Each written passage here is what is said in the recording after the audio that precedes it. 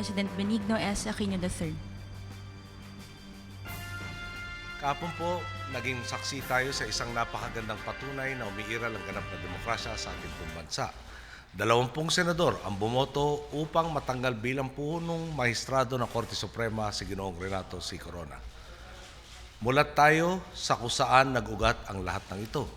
Sa matagal na panahon, namayani ang agam-agam na ang piring ng hustisya ay nakatanggal para sa mayayaman at makapangyarihan. Di po ba nakita nating may basehan ang agam-agam na ito?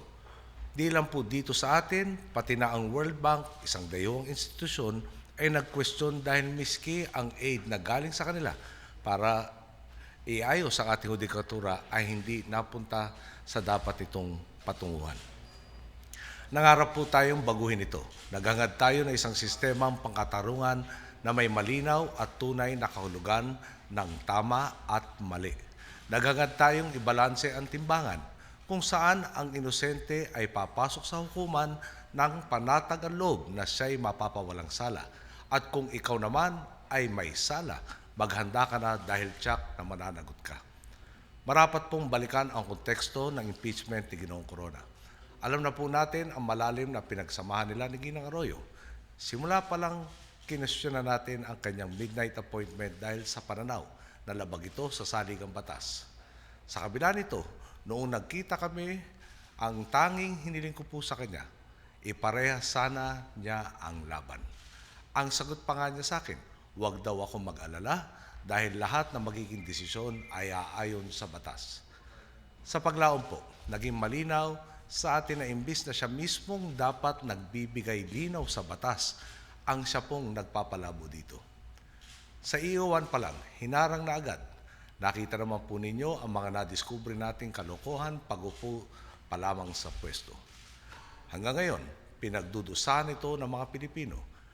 Ang inuutos sa atin, lahat ng administrasyon bago po sa atin, isali sa investigasyon para raho parehas. Kailan pa po tayo matatapos ng pagsusuri kung ganun? At kailan tayo makakakilos?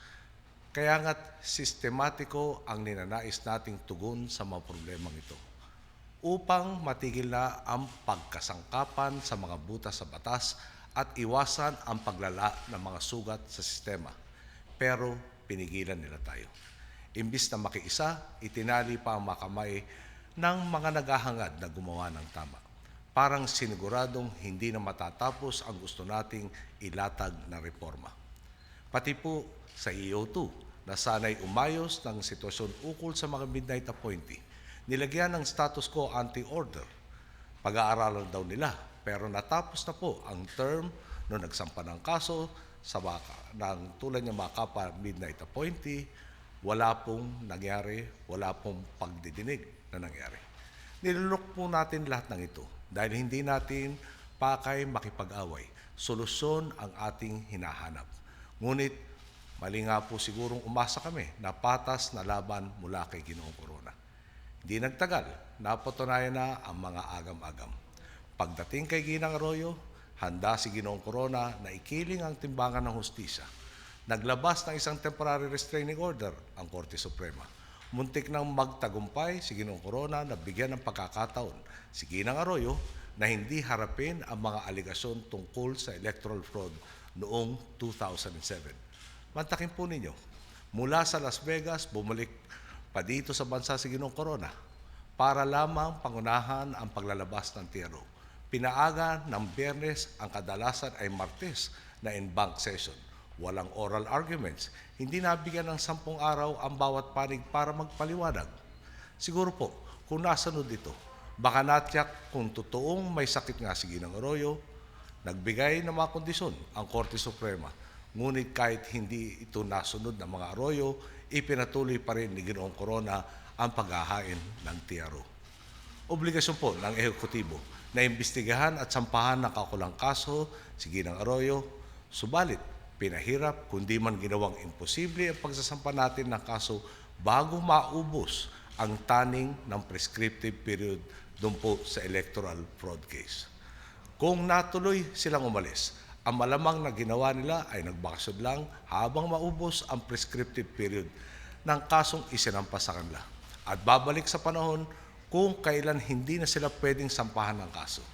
Mukhang hanggang nasa pwesto si Ginoong Corona, gaano man kalakas ang kaso, gaano man katibay ang ebidensya, ay hindi masasakdal ang kanyang padrino. Ito na nga po ang naging huli at sukdulan. Naharap po tayo sa sangandaan. Hayaan ba natin manatili ang ganitong sistema kung saan nadadaan sa palusot ang katarungan at naengganyo ang mga kawatan na ituloy ang baluktot na pamamaraan, lalo na kung may kapit sila sa kapangyarihan? Halos buong bayan po ay sumabaybay sa paglilitis ni Ginoong Corona at maliwanag na sa atin ang matibay na basehan ng impeachment. Muli, walang personalan sa laban na ito. Sariling mga pasya po ni Ginoong Corona ang nagbubunsod sa paglilitis na ito. Siya ang pumiling hindi magdeklara ng katotohanan sa kanyang salin. Siya ang gumamit ng kanyang pamilya para magpalusot sa kanyang salapi at ari-arian. Siya mismo ang nagkaladkad ng pangalan ng kanyang mga mahal sa buhay upang pagtakpan ang sariling mga kasalanan. Batid nating lahat, si Ginoong Corona ang kumatawan sa maruming bahagi ng ating hudikatura. Ang pinakamalaking handog ng paglilitis na ito, muli po nating napatunayan na posible palang makamit ang pagbabago. Posible palang magkaroon ng justice at hindi puro justice ang litanya sa ating bansa. Napatunayan nating mangingibabaw ang katotohanan laban sa pagkukubli, mananaig ang tapat laban sa tiwali, at magtatagumpay ang tama laban sa mali. Higit sa lahat, napatunayan nating hindi pala ako nag-iisa sa pagpasan ng adhikayang maisaayos ang ating sistema. Nagpapasalamat po tayo sa buong Senate Impeachment Court, lalo na po kay Senate President Juan Ponce Enrile. Kung ang bawat maestrado po ay talas ninyong mag-isip at gaya ninyo ay walang kinikilingan, siguro po ay hindi na natin dinaanan ang kabanatang ito. Sa ating prosecution team sa pangunguna ni Congressman Neil Tupas na hindi natinag sa kabila ng pagmamaliit at paninindak, nagpapasalamat din ako. Kay Congressman Rudy Fariñas na nilinaw ang pilit pinalalabo ng depensa. Salamat din sa mga private prosecutor na itinaya ang kanilang kabuhayan at nilabanan ang pinakamataas na maestrado. Nagpapasalamat din po ako kay Speaker Sonny Belmonte na minabuting tumindig bilang tinig at pinunong ganap ng institusyong nagpadala ng articles of impeachment sa Senado. Salamat din po. Pati rin po sa defense panel ni Ginoong Corona, nagpapasalamat din ako. Sadyaman o hindi, nakiambag kayo sa paglabas ng katotohanan. Nagpapasalamat po ako, higit sa lahat, sa taong bayan. Kayo pa rin ang aming lakas at habang patuloy ninyong pinamamalas ang suporta sa ating agenda ng mabuting pamamahala, hindi po tayo mabibigo. Gaya ng pagtanggal ng balakid na nakaharang sa ating tuwid na daan, kinailangan natin magtulong-tulong at mag-ambagan upang idiin ang nag-iisa nating mensahe. Sino ka man, gaano man kataas ang iyong katungkulan, kung nagkasala ka sa taong bayan, mananagot ka. Ngayong matagumpay nating nabunot ang isang tinik sa pinakamataas na pwesto ng ating hudikatura, tapos na po ba ang laban? Kung totoo po, ang paratang na pinepersonal natin si Ginoong Corona, masasabing tapos na nga.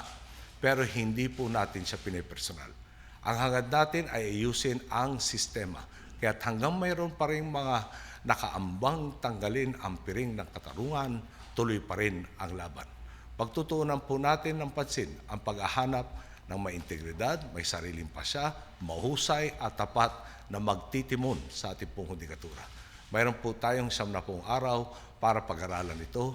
Hindi po natin mamadaliin ang pagpili dahil ayaw nating magkamali at bumalik na naman sa dating sitwasyon.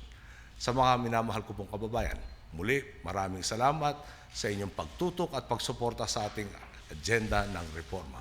Nakita po natin, kung walang katarungang umiiral, hindi matatapos ang sigalot. Kinailangan natin pagdaanan ng prosesong ito, subalit ito ay unang hakwang para matyak na ang mga naghahari-harian na parabang sila na ang batas ay mananagot din. Patas po ang laban. Ang handa natin ay pwedeng magkatotoo. Basta't handa tayong tumaya, manindigan at ipaglaban ang tama. Nakikita po ninyo kung paano tayo nananatiling tapat sa mandatong kaloob ninyo.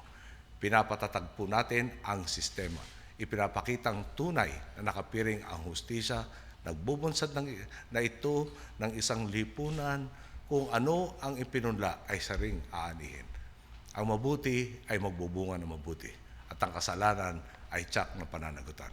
Muli, maraming salamat. Mabuhay ang sambayan ng Pilipino. Magandang gabi po. Thank you, Mr. President. Thank you, ladies and gentlemen. Good evening.